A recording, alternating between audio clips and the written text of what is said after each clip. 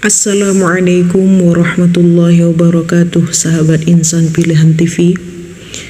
Puji syukur kepada Allah dengan mengucap Alhamdulillah atas segala yang Allah berikan kepada kita berupa nikmat sehat, khususnya nikmat Islam dan iman. Sholawat serta salam marilah kita haturkan keharibaan junjungan kita Nabi Muhammad SAW beserta keluarga dan sahabat-sahabatnya. Allahumma sholli ala sayyidina Muhammad wa ala alihi wa sahbihi wa sallim. Tak pernah bosan saya untuk mendoakan sahabat insan pilihan TV. Semoga Allah memudahkan rezeki kita, barokah umur, dan semoga hidup kita di dunia ini tetap dalam naungan agama Islam sampai kita wafat. Amin ya rabbal alamin. Dalam video kali ini, saya akan menceritakan kisah Perang Badar, yaitu perang besar pertama yang dilakukan Rasulullah SAW. Perang besar yang pertama kali terjadi dalam sejarah Islam adalah Perang Badar. Perang ini terjadi pada tanggal 17 Ramadan tahun 2 Hijriah. Kisah Perang Badar sempat membuat getar para musuh kaum muslimin lain, sebab dengan pasukan dan senjata yang tidak imbang, atas izin Allah Subhanahu wa Ta'ala, pasukan Rasulullah SAW berhasil memenangkan peperangan.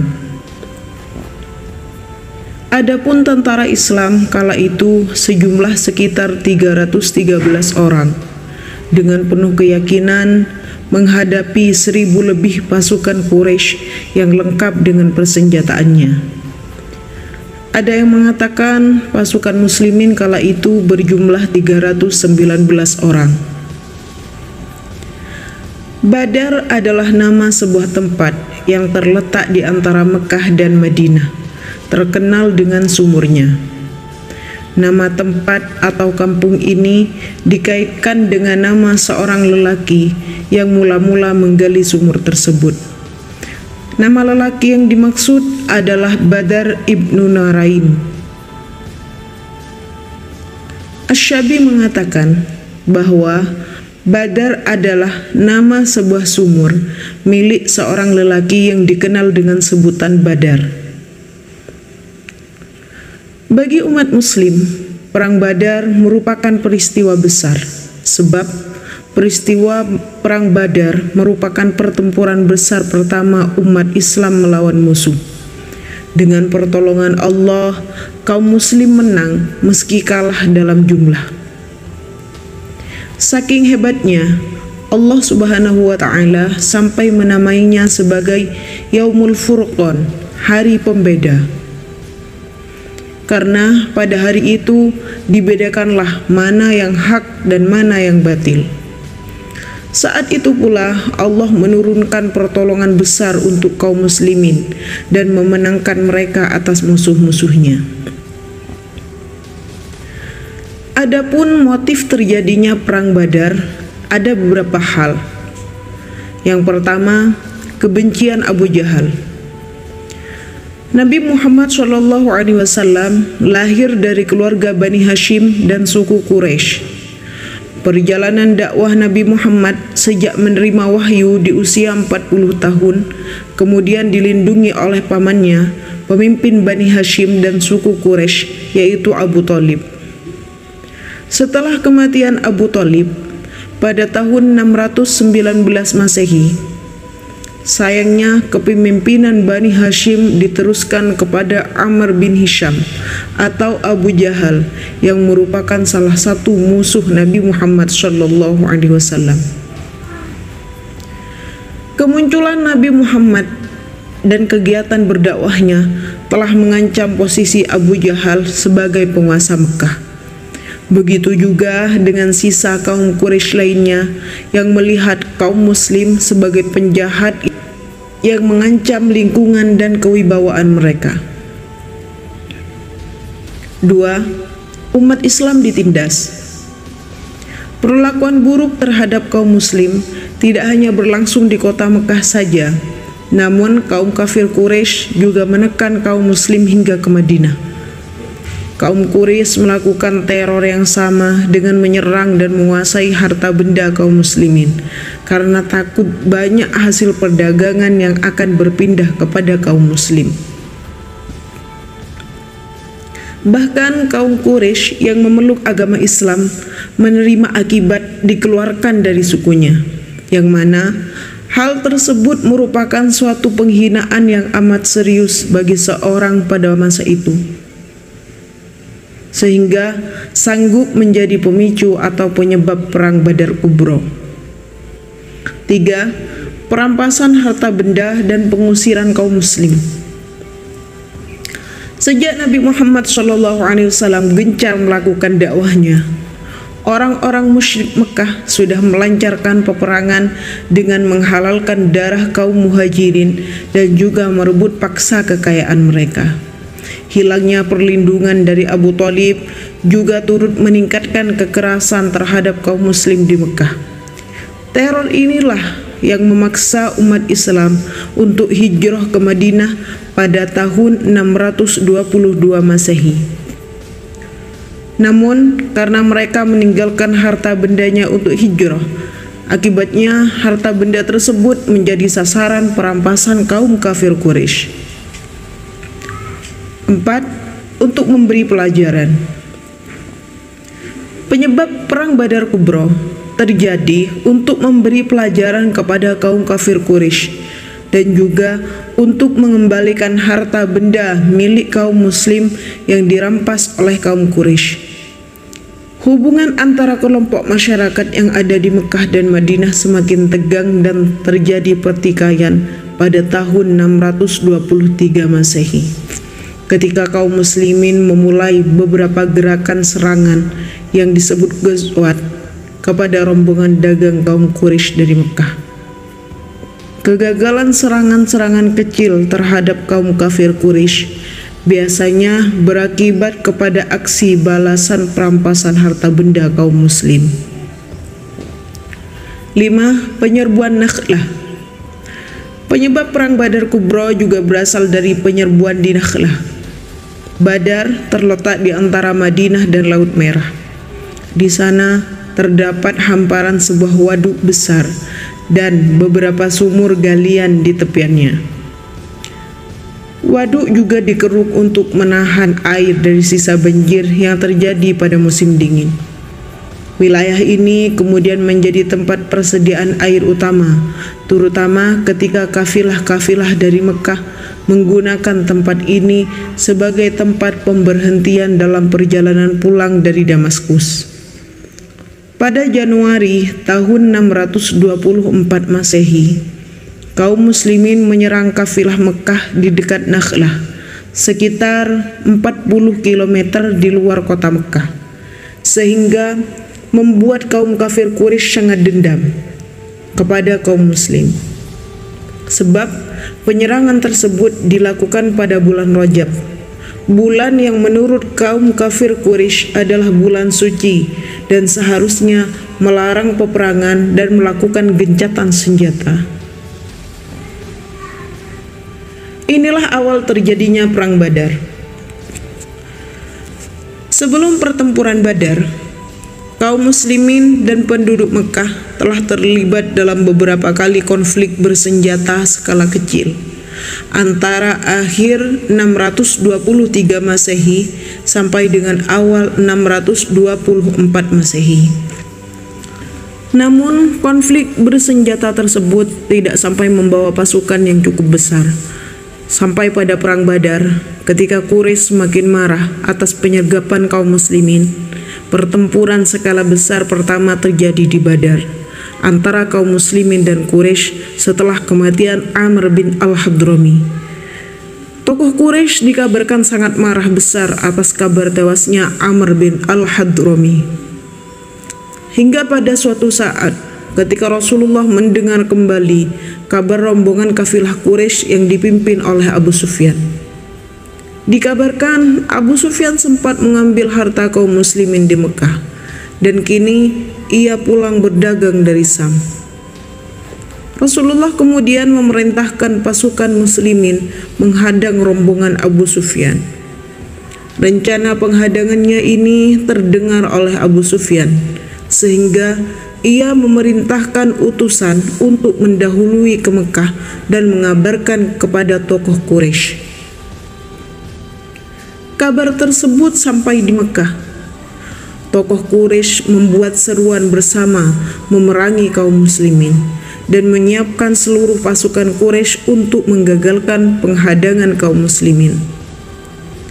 Di Madinah, Nabi Muhammad SAW bersama para sahabat-sahabatnya akhirnya meninggalkan kota Madinah. Mereka bersiap untuk mencegat kafilah dagang Quraisy dari Sam yang dipimpin oleh Abu Sufyan. Abu Sufyan memang dikenal licin dan selalu lolos dari penghadangan kaum muslimin. Kepergian Rasulullah ini kemudian menyerahkan kepemimpinan sholat kepada Amr bin Ummi Maktum, sedang pimpinan Madinah diserahkan kepada Abu Lubabah dari Rauha. Dalam perjalanan ini, kaum muslimin didahului oleh 2 bendera hitam. Rombongan yang membawa 70 ekor unta yang dinaiki secara bergantian. Setiap 2 orang, setiap 3 orang, dan setiap 4 orang bergantian naik seekor unta. Nabi Muhammad juga mendapat bagian sama seperti para sahabat yang lain. Rasulullah, Ali bin Abi Thalib, dan Marsad bin Abi Marsad al-Ghanawi bergantian naik seekor unta. Abu Bakar, Umar, dan Abdurrahman bin Auf juga bergantian hanya dengan seekor unta. Jumlah mereka yang berangkat bersama Nabi Muhammad SAW dalam perjalanan ini terdiri dari 313 orang, di mana 83 diantaranya muhajirin, 61 orang Aus, dan selebihnya dari Khazraj. Dikhawatirkan Abu Sufyan akan menghilang lagi. Cepat-cepat mereka berangkat sambil terus berusaha mengikuti berita-berita tentang Abu Sufyan di mana ia berada. Pasukan muslimin meneruskan perjalanan hingga sampai di sebuah wadi bernama Zafiron. Di tempat itu mereka turun, dan di tempat itulah mereka mendapatkan berita bahwa pihak Quraisy sudah berangkat dari Mekah untuk melindungi kafilah mereka. Dalam perkembangannya, suasana berubah. Kaum muslimin bukan sekedar menghadapi kafilah dagang Abu Sufyan dan penjaganya, tetapi berhadapan dengan para pemimpin Quraisy Mekah bersama 1000 pasukannya. Di antaranya adalah Amr bin Hisham, yaitu Abu Jahal, Walid bin Uqbah, Syaibah bin Rabi'ah, dan Umayyah bin Khalaf. Dalam perjalanannya, kaum muslimin gagal mencegat Abu Sufyan. Ia pun akhirnya bergabung dengan pasukan Quraisy. Setelah itu, kelompok Quraisy bersatu turun ke medan perang. Mereka mengutus orang yang akan memberikan laporan tentang keadaan kaum muslimin. Mereka pun tahu jumlah kaum muslimin jauh lebih kecil dari mereka. Abu Jahal menjadi pihak Quraisy yang paling keras akan membunuh Nabi Muhammad SAW dan rombongan kaum muslimin. Di sisi lain, Rasulullah pun mengarahkan pasukannya menuju Bukit Badar, sebuah bukit yang berada di dekat kota Madinah. Namun sayangnya, masih ada beberapa pasukan yang lebih menyarankan Rasul untuk menunggu kafilah dagang Abu Sufyan saja. Hingga muncullah teguran dari Allah.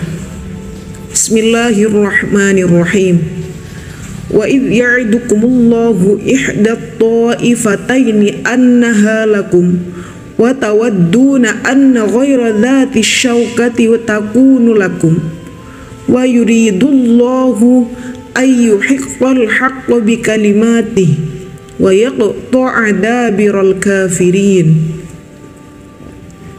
Dan ingatlah ketika Allah menjanjikan kepadamu bahwa salah satu dari dua golongan yang kamu hadapi adalah untukmu, sedang kamu menginginkan bahwa yang tidak mempunyai kekuatan senjatalah yang untukmu. Dan Allah menghendaki untuk membenarkan yang benar dengan ayat-ayatnya dan memusnahkan orang-orang kafir. Quran Surah Al-Anfal ayat 7. Sehingga mereka pun bersepakat untuk tetap berangkat menuju mata air Badar dan mengabaikan kafilah dagang Quraisy yang dipimpin Abu Sufyan. Setibanya di mata air Badar, Rasulullah pun memerintahkan pasukannya untuk mencari posisi yang tepat sebagai pos pertahanan mereka. Rasulullah Shallallahu Alaihi Wasallam kemudian menjadikan lembah Badar sebagai pos pertahanan mereka, yakni tepatnya di sumur pertama yang dilalui mereka. Namun, datanglah seorang pria pejuang pemberani kepada Rasulullah Shallallahu Alaihi Wasallam. Tampaknya pria ini telah memiliki rencana lain selain rencana yang telah diputuskan oleh Rasulullah Shallallahu Alaihi Wasallam. Pria itu bernama Al-Khubab bin Al-Munzir. Disebutkan oleh Syamsuddin Al-Zahabi dalam Tarikhul Islam wa Wafayat Masyahiril A'lam bahwa dialah yang mengusulkan sebuah taktik perang yang jitu pada saat perang Badar terjadi. Ia dengan hati-hati bertanya kepada Rasulullah. Ia tidak ingin menjadi sahabat yang membantah titah dan perintah Rasulullah. Wahai Rasulullah, ampunilah aku jika aku terlalu lancang bertanya kepadamu. Wahai Rasul, apakah tempat ini adalah tempat yang diwahyukan oleh Allah kepadamu sehingga engkau tidak bisa menolaknya? Atau tempat ini hanyalah pendapat pribadimu atau bagian dari siasat perang? Nabi kemudian menjawab, bukan wahai Khubab, ini hanyalah pendapatku semata. Ini bukan wahyu dari Allah Subhanahu wa Ta'ala. Jika benar begitu, bolehkah aku berpendapat wahai Rasulullah? Pria ini kemudian melanjutkan pertanyaannya dengan tenang dan hati-hati. Ia takut jika pendapatnya ini menyakiti perasaan Rasulullah atau mungkin tidak diterimanya. Wahai Rasul, menurut pendapatku, tempat ini bukan merupakan tempat yang baik. Kita seharusnya berada di tempat yang lebih dekat dengan sumber air. Mari kita bawa pasukan menuju sumber air. Setelah sumber air kita kuasai, kita tutup sumber air itu. Setelah itu, kita harus membuat kolam yang kita isi dengan air dari sumber itu. Posisi ini akan sangat menguntungkan pasukan kita, karena persediaan air kita bisa terjamin, sedangkan mereka tidak, sehingga mereka akan kehausan karena kehabisan persediaan air. Usulan Khubab ini sangat diapresiasi oleh Rasulullah Shallallahu Alaihi Wasallam. Tanpa pikir panjang, Rasulullah Shallallahu Alaihi Wasallam kemudian memerintahkan pasukannya sesuai dengan arahan dan pendapat Khubab. Sikap beliau ini menunjukkan bahwa Nabi adalah pribadi yang gemar musyawarah dan terbuka atas pendapat orang lain. Dan akhirnya, taktik Khubab pun berhasil. Pasukan Muslim mendapatkan persediaan air yang cukup selama berperang, sedangkan kafir Quraisy kehausan dan kelaparan karena sumber air itu telah ditutup. Khubab meninggal pada saat Umar bin Khattab menjadi khalifah. Taktik perang Khubab yang menjadikan kaum muslimin menang dalam perang Badar akan dikenang oleh seluruh umat Islam sepanjang masa. Kemudian Rasulullah Shallallahu Alaihi Wasallam memberikan arahan tentang berbagai hal yang berkaitan dengan strategi dan siasat mereka hari itu. Beliau Shallallahu Alaihi Wasallam bersabda, "Apabila mereka mendekati kalian, maka lempari mereka. Gunakanlah panah-panah kalian terlebih dahulu." Dalam riwayat Abu Daud terdapat tambahan, "Janganlah kalian menghunus pedang kalian sampai sangat dekat dengan kalian." Bentuk strategi perang yang dilakukan Nabi pada saat perang Badar ini meliputi 3 segi. Pertama, pengetahuan akan kekuatan, baik kekuatan sendiri ataupun kekuatan lawan. Kedua, usaha dalam menciptakan kondisi yang dapat mendukung kemenangan perang, meliputi posisi strategis, pemimpin yang tunggal, perang tanding, formasi bersof, taktik pertempuran, dan mobilisasi moral.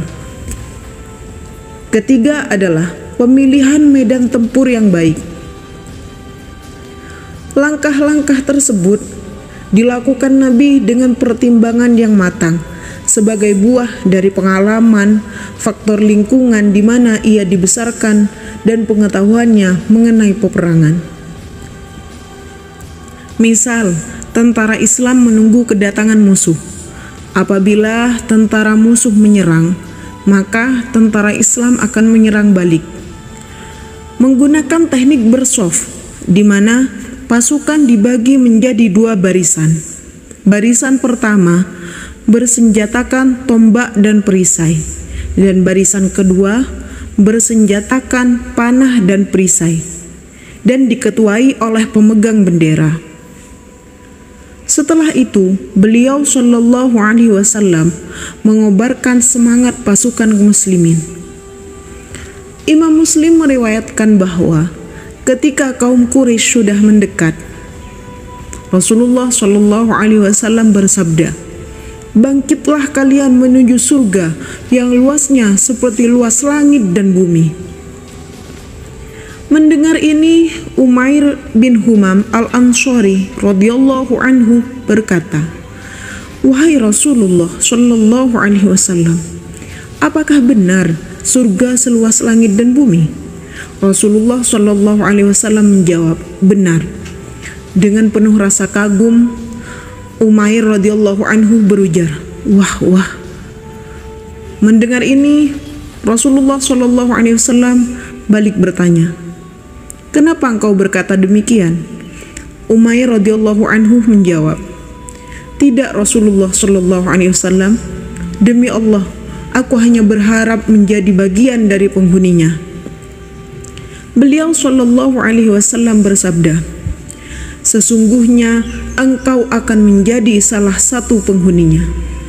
Kemudian Umair radhiyallahu anhu mengeluarkan beberapa butir kurma dari kantong anak panahnya dan menyantapnya. Tidak lama kemudian, Umair radhiyallahu anhu mengatakan, "Seandainya aku masih hidup sampai bisa menghabiskan kurma-kurma ini, maka itu adalah kehidupan yang sangat panjang." Lalu ia melemparkan kurma-kurma itu, kemudian maju bertempur sampai akhirnya terbunuh. Sebelum pertempuran dimulai, Nabi Shallallahu Alaihi Wasallam menghabiskan banyak waktu untuk berdoa. Beliau memohon kepada Allah akan segala apa yang telah dijanjikan kepadanya. Begitu hanyut dalam doanya, beliau bergumam, "Allahumma hadhihi Quraisyun qad atat bi khayalaiha wa fakhriha tujadilu wa tukadzibu rasulaka. Allahumma fanasruka alladhi wa'adtani. Allahumma in tuhlik hadhihi al-isabata min ahli al-islami la tu'bad fil ardi. Allahumma ya Allah, kaum Quraisy kini datang dengan segala keangkuhannya, berusaha mendustakan Rasul-Mu ya Allah. pertolonganmu juga yang engkau janjikan kepadaku. Ya Allah, jika pasukan Islam ini binasa, tak lagi ada ibadah kepadamu di muka bumi. Selagi Nabi SAW masih larut dalam munajatnya kepada Allah Subhanahu wa Ta'ala, tangan beliau direntangkan sembari menghadap kiblat dan mantelnya pun terjatuh. Melihat itu, Abu Bakar segera meletakkan kembali mantel itu ke bahu Rasulullah SAW seraya berkata, "Ya Rasulullah, dengan doamu itu Allah akan mengabulkan apa yang telah dijanjikan kepadamu." Nabi SAW justru semakin terbawa dalam khusyuknya doa. Beliau bersimpuh penuh kesungguhan hati kepada Allah Subhanahu wa Ta'ala, memohon isyarat dan pertolongannya dalam menghadapi permusuhan kaum musyrikin. Beberapa saat kemudian turunlah wahyu Allah Subhanahu wa Ta'ala. A'udzu billahi minasyaitonir rajim. Bismillahirrahmanirrahim. إذ تستغيثون ربكم فاستجاب لكم أني ممدكم بألف من الملائكة مردفين وما جعله الله إلا بشرى ولتطمئن به قلوبكم وما النصر إلا من عند الله إن الله عزيز حكيم. Ingatlah ketika kamu memohon pertolongan kepada Tuhanmu, lalu diperkenankannya bagimu, sungguh aku, Allah akan mendatangkan bala bantuan kepadamu dengan 1000 malaikat yang datang berturut-turut, dan tidaklah Allah menjadikannya melainkan sebagai kabar gembira agar hatimu menjadi tentram karenanya. Dan kemenangan itu hanyalah dari sisi Allah. Sungguh Allah Maha Perkasa, Maha Bijaksana. Quran Surah Al-Anfal ayat 9 sampai ayat 10. Wajah Nabi SAW pun dipenuhi rasa gembira. Beliau langsung keluar menemui sahabat-sahabatnya seraya menyerukan, "Demi Dia yang memegang hidup Muhammad, setiap orang yang sekarang bertempur dengan tabah, bertahan mati-matian, terus maju dan pantang mundur, kemudian ia gugur, maka Allah akan menempatkannya dalam surga." Mendengar itu, mata seluruh kaum muslimin berbinar. Mereka bertambah semangat dalam memperjuangkan kebenaran. Tak gentar meskipun jumlah musuh Allah jauh lebih banyak dari mereka.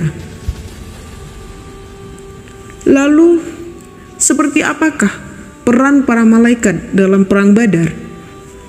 Mufassir berbeda pendapat tentang peran malaikat dalam perang Badar. Pendapat pertama mengatakan bahwa malaikat terlibat secara langsung dalam perang melawan kaum musyrik. Artinya, bukan hanya pasukan muslim yang berperang, melainkan ada pasukan malaikat. Ini berlandaskan sejumlah riwayat yang menjelaskan bahwa malaikat Jibril turun bersama 500 malaikat berada di sebelah kanan pasukan muslim yang terdapat Abu Bakar. Dan malaikat Mikail turun beserta 500 malaikat di sebelah kiri yang ada Ali bin Abi Thalib. Para malaikat menjelma menjadi laki-laki dengan berpakaian serba putih dan ikut berperang.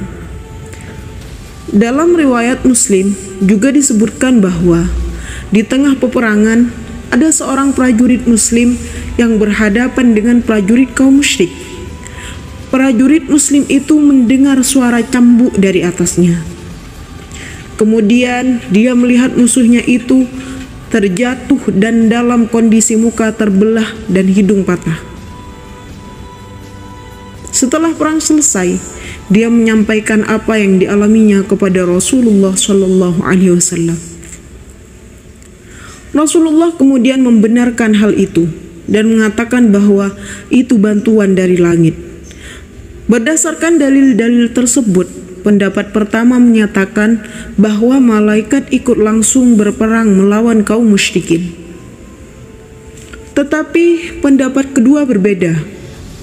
Pendapat ini menyatakan bahwa meski malaikat diturunkan Allah Subhanahu wa Ta'ala dalam perang Badar, tetapi tidak ikut langsung berperang di medan pertempuran. Pendapat ini menyatakan bahwa tugas malaikat pada perang Badar adalah memotivasi dan membesarkan hati kaum muslim. Pendapat ini mempunyai argumentasi bahwa satu malaikat saja sudah cukup membinasakan musuh-musuh Allah, sehingga tak perlu 1000 malaikat ikut berperang. Pendapat ini juga menyadarkan pada dalil ketika Allah Subhanahu wa Ta'ala memerintahkan malaikat Jibril menghancurkan kaum Sodom, yaitu kaum Tsamud. Cukup malaikat Jibril, maka kaum yang menyekutukan dan menentang perintah Allah Subhanahu wa Ta'ala itu binasa. Menurut pendapat ini, kehadiran malaikat sebagai pemberi motivasi, pemberi kabar gembira, memberikan ketenangan pada kaum muslim sebagaimana dijelaskan pada ayat 10 surah Al-Anfal. Ketika kaum muslimin dan kaum musyrikin yang tidak seimbang dalam jumlah dan persenjataan saling berhadap-hadapan di Badar, maka saat itu Rasulullah Shallallahu Alaihi Wasallam berdoa memohon pertolongan kepada Allah Subhanahu wa Ta'ala. Orang pertama yang dianggap sebagai penyulut terjadinya peperangan adalah Al-Aswad bin Abdul Asad Al-Makhzumi, seorang laki-laki sadis dan berperangai buruk. Dia keluar dari barisan kaum musyrikin dan bersumpah untuk meminum air telaga yang ada di dekat barisan kaum muslimin. Melihat hal itu, Hamzah bin Abdul Muttalib radhiyallahu anhu maju dan menghadapinya. Tatkala keduanya saling berhadapan, Hamzah berhasil memukulnya, lalu menebas kakinya pada pertengahan betis. Tetapi Al-Aswad pun kemudian merangkak menuju telaga berusaha untuk memenuhi sumpahnya. Akan tetapi, hal itu gagal dipenuhinya karena Hamzah melayangkan tebasan untuk kedua kalinya tatkala ia sudah berada di dekat telaga itu. Kematian Al-Aswad tersebut merupakan korban pembunuhan pertama yang mengobarkan api peperangan. Setelah Hamzah berhasil menghabisi Al-Aswad bin Abdul Asad di telaga, keluarlah 3 orang dari pasukan Quraisy, yaitu Utbah bin Rabi'ah, kakek Muawiyah bin Abi Sufyan dari pihak ibu, dan salah satu di antara saudaranya, yaitu Syaibah bin Rabi'ah, dan anaknya Al-Walid bin Utbah, paman Muawiyah bin Abi Sufyan dari pihak ibu. Ketika telah berada di antara kedua pasukan, dia menantang duel 1 lawan 1. Tantangan mereka disambut oleh 3 laki-laki Ansor. Mereka adalah Auf bin Harith dan Muawid bin Harith. Ibu mereka berdua adalah Afro. Dan orang ketiga, ada yang mengatakan orang ketiga itu adalah Abdullah bin Rawahah. Utbah dan kawan-kawannya bertanya, "Siapa kalian?" Mereka menjawab, "Kami orang Ansor." Mereka berkata, "Kami tidak punya urusan dengan kalian." Lalu mereka berseru, "Wahai Muhammad, keluarkan orang-orang dari kaum kami yang sebanding dengan kami." Maka Rasulullah Shallallahu Alaihi Wasallam bersabda, "Berdirilah wahai Ubaidah bin Harith, berdirilah wahai Hamzah, berdirilah wahai Ali." Ketika 3 orang ini berdiri dan mendekat kepada mereka, mereka bertanya, "Siapa kalian?" Ubaidah menjawab, "Ubaidah." Hamzah menjawab, "Hamzah." Ali menjawab, "Ali." Mereka berkata, "Benar, lawan yang sepadan."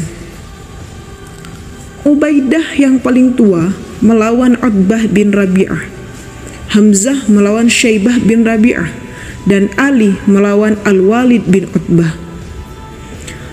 Hamzah tidak memerlukan waktu lama untuk mengakhiri Syaibah. Demikian juga dengan Ali. Dia tidak membutuhkan waktu yang lama untuk menyudahi Al-Walid. Berbeda dengan Ubaidah, dia dengan Utbah saling menebas. Keduanya sama-sama terluka. Namun Hamzah dan Ali segera menebaskan pedang mereka kepada Utbah dan menyudahinya. Lalu keduanya membawa Ubaidah mundur kepada rekan-rekannya.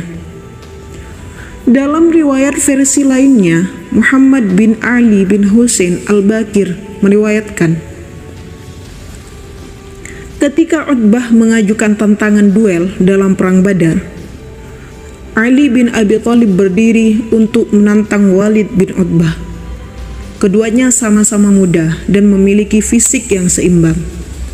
Dengan memutar telapak tangannya dan meletakkannya di tanah, riwayat menunjukkan bahwa Ali menjatuhkan Walid dengan membunuhnya. Setelah itu, Syaibah bin Rabi'ah berdiri dan Hamzah bangkit menerima tantangan tersebut. Kedua pria ini juga memiliki perawakan yang seimbang.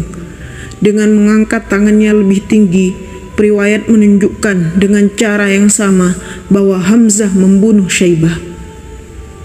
Setelah itu, saat Utbah berdiri, Ubaidah bin Harith bangkit menerima tantangannya. Riwayat menunjuk kedua pilar dan menambahkan keterangan bahwa kedua laki-laki ini seperti pilar itu, sama-sama kokoh. Saat kedua laki-laki itu saling bertukar serangan, serangan Ubaidah membuat lengan kiri Utbah menggantung, hampir putus. Namun, Utbah mendekat dan menghantam kaki Ubaidah dengan pedangnya hingga betisnya putus. Ali dan Hamzah kemudian kembali dan membereskan urusan Utbah. Mereka kemudian membawa Ubaidah pergi ke Rasulullah di bawah tenda. Ketika mereka membawanya ke Rasulullah, Nabi Allah membaringkannya. Rasulullah meletakkan kepalanya di pangkuannya dan mulai menyeka debu dari wajahnya.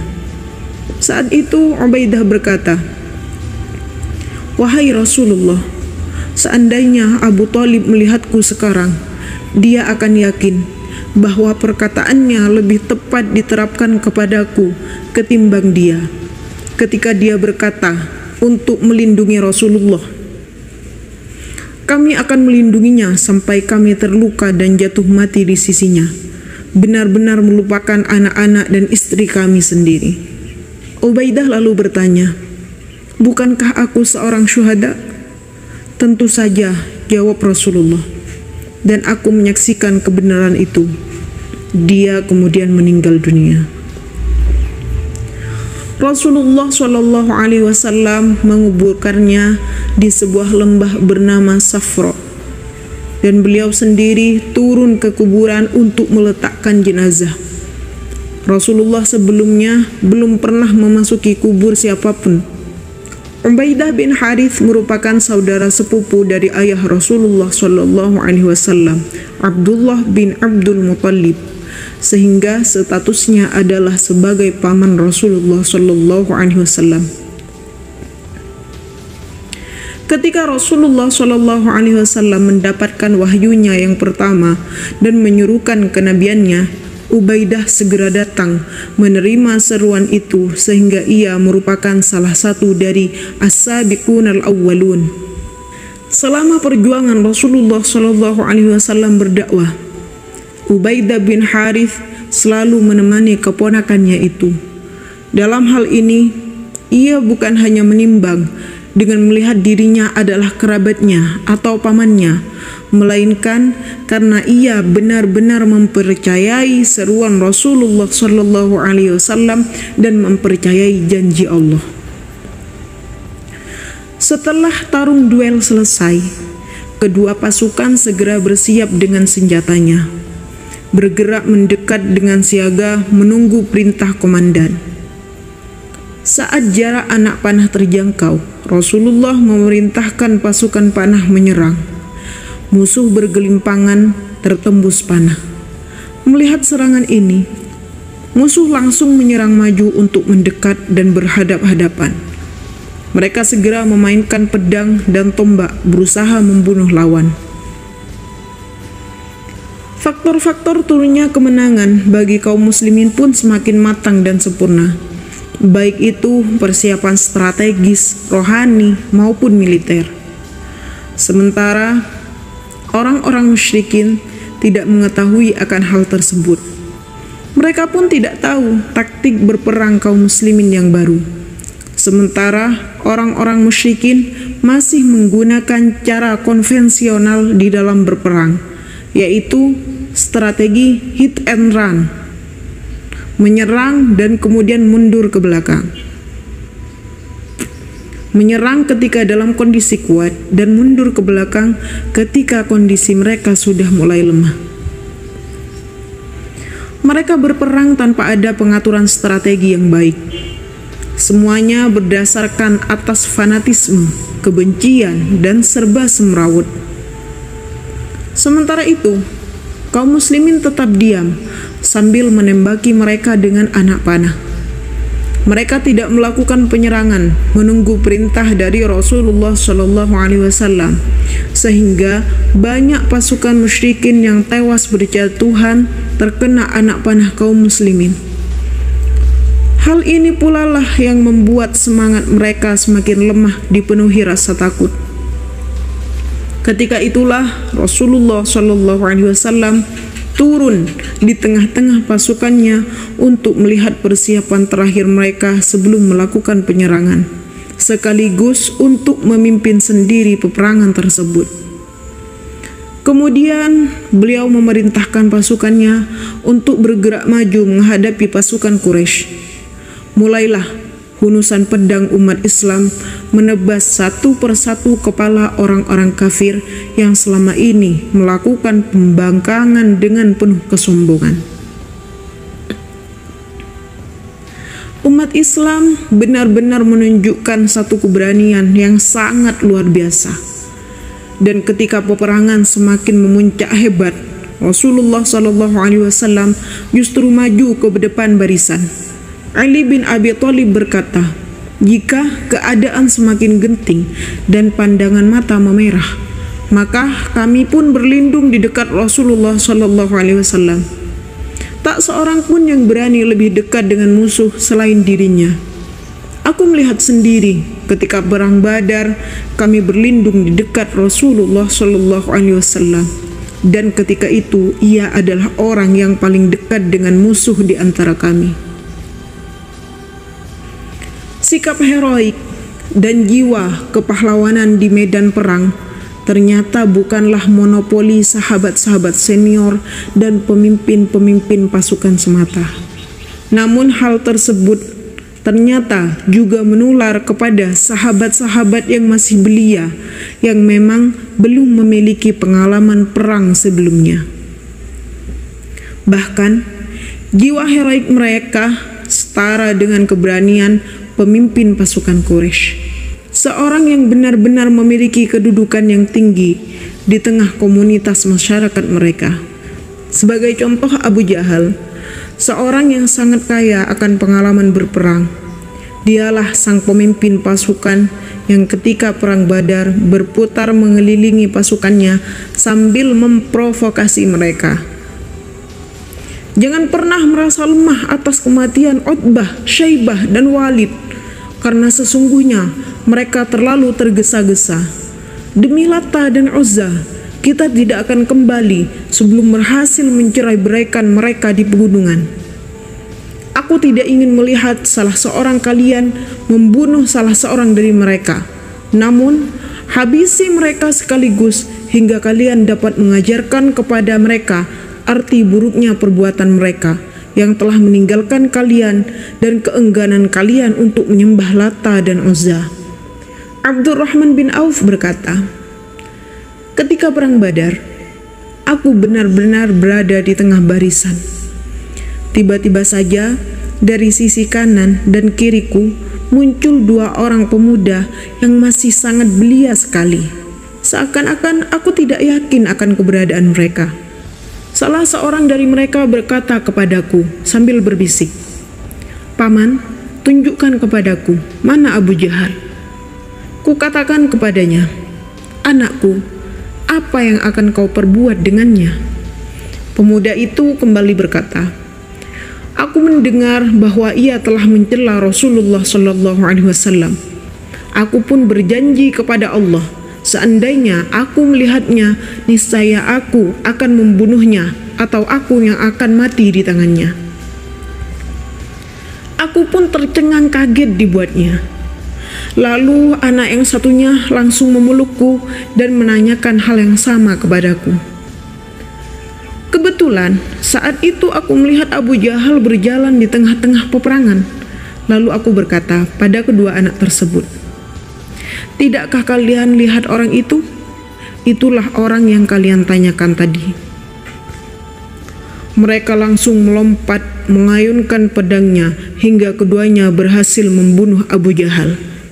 Dalam salah satu riwayat, Abdurrahman bin Auf berkata, "Aku akan merasa senang sekali seandainya aku berada di antara mereka berdua. Maka kutunjukkan kepada mereka yang mana Abu Jahal." Mereka pun meluncur layaknya dua ekor elang hingga mereka berhasil membunuhnya.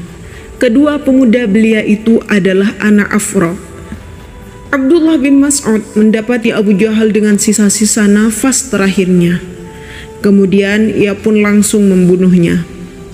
Anas bin Malik berkata, Rasulullah SAW pernah mengatakan, "Siapa yang melihat Abu Jahal?"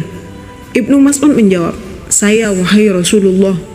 Ia pun bergegas pergi. Lalu ia menemukannya lemas di tangan kedua anak Afra. Ibnu Mas'ud berkata, "Aku pun menarik jenggotnya dan kukatakan, 'Engkau Abu Jahal?' Ia menimpali, 'Apakah di atas Abu Jahal ada laki-laki lain yang telah kalian bunuh?'